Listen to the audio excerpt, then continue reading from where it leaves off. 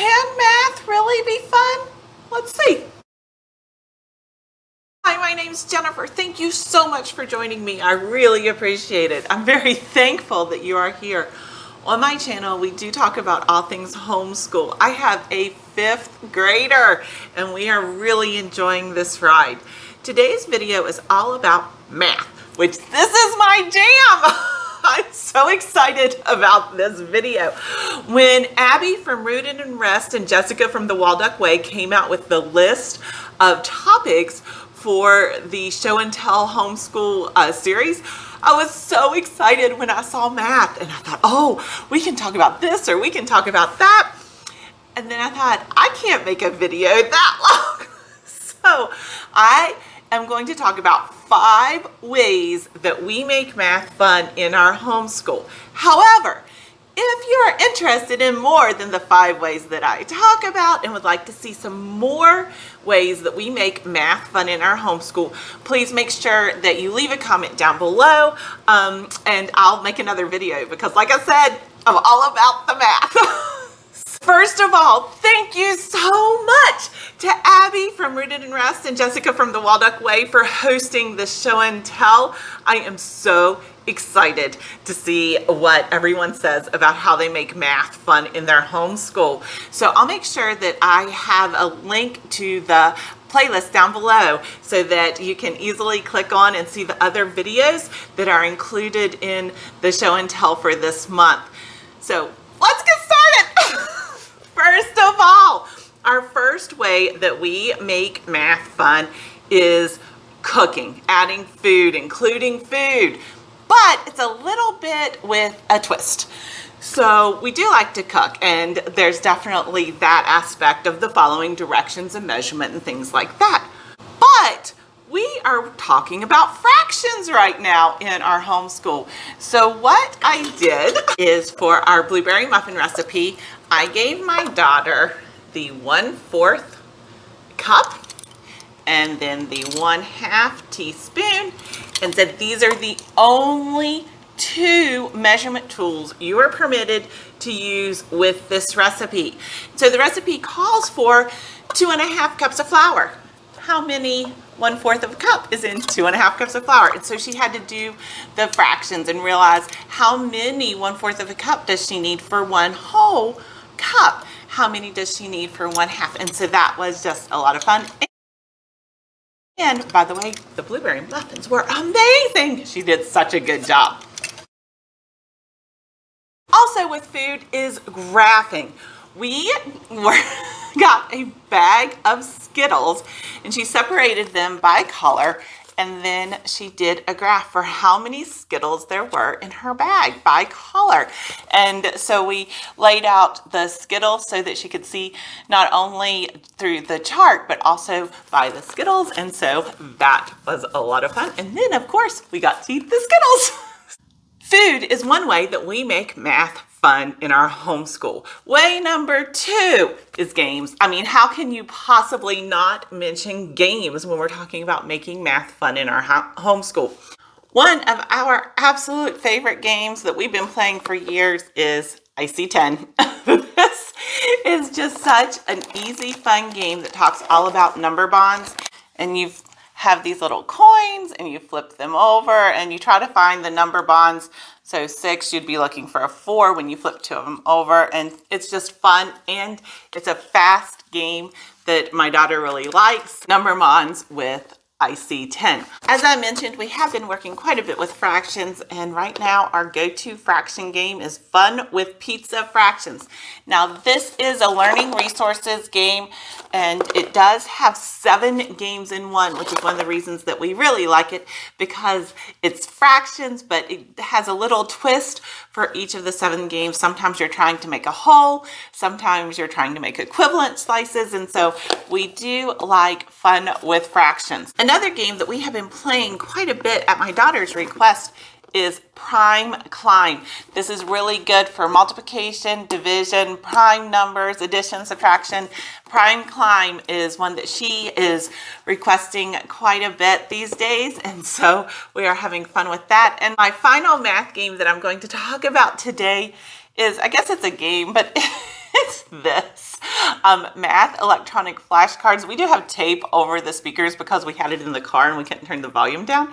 But Jill from that Homeschool Life with Jill recommended this in her Ultimate Homeschool Supplies video. We have loved this. This is one, again, that my daughter just asked for. She asked to play with. It's got 3 levels to it. You can do addition/subtraction, or you can do multiplication/division. So your answer for whatever your problem is would be here. And then, for example, if it is multiplication/division, you would have an answer here and then one number, and you have to figure out what the other number is that multiplied to give a product of here. And then if you have the sum, these 2 numbers would add up.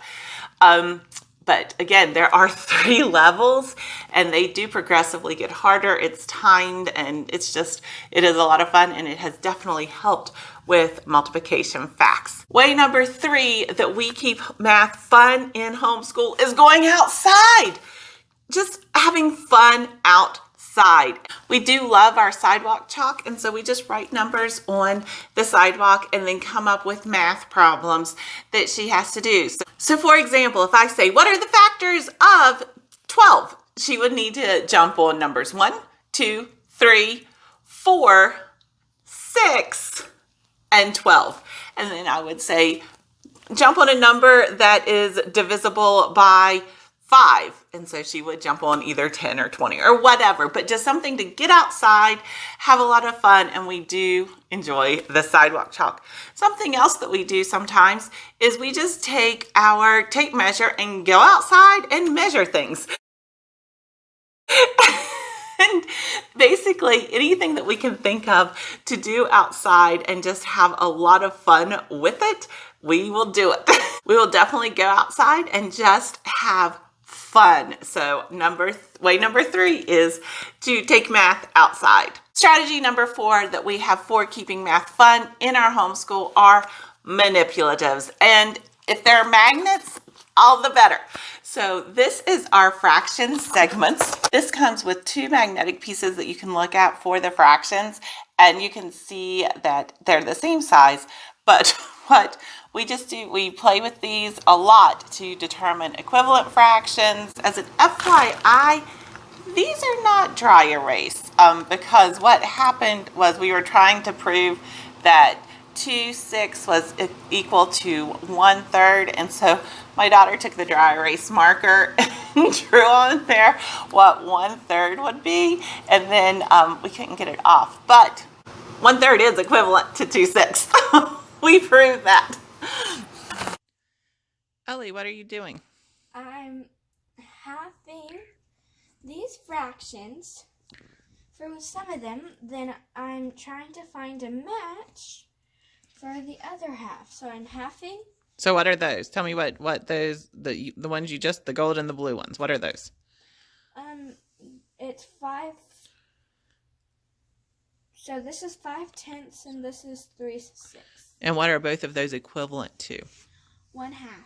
Something else that we have been using quite a bit for perimeter and area are these Unifix Cubes. I will warn you, towers are very popular when we're playing with these.